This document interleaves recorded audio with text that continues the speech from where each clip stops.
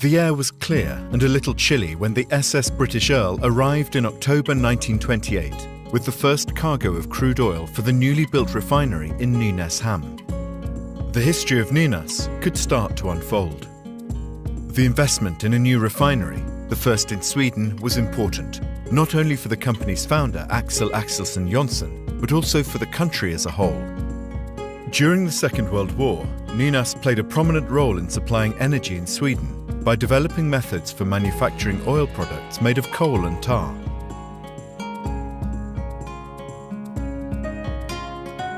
Axel Axelsson Johnson realized sooner than many others what the impact of car ownership would be.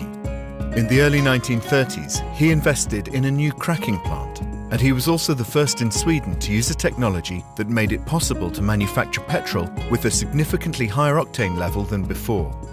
This marked the beginning of the national network of petrol stations that Nynas ran until 1981.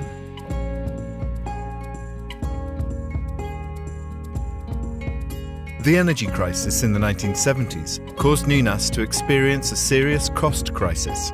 It was no longer financially viable to manufacture petrol, diesel, fuel oil and lubricants for the domestic market. Specialization and internationalization were required.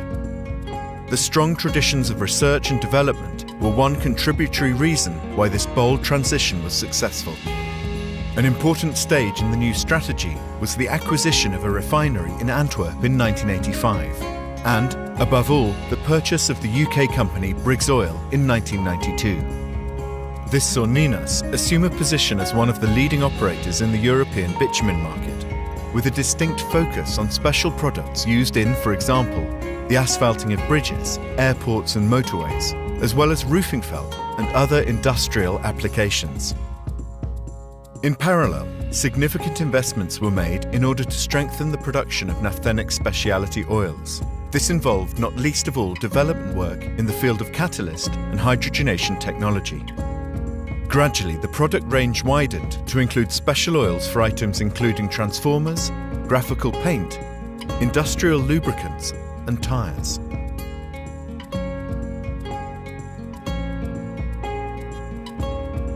One key factor in managing the international expansion was the fact that a global distribution network was gradually built up.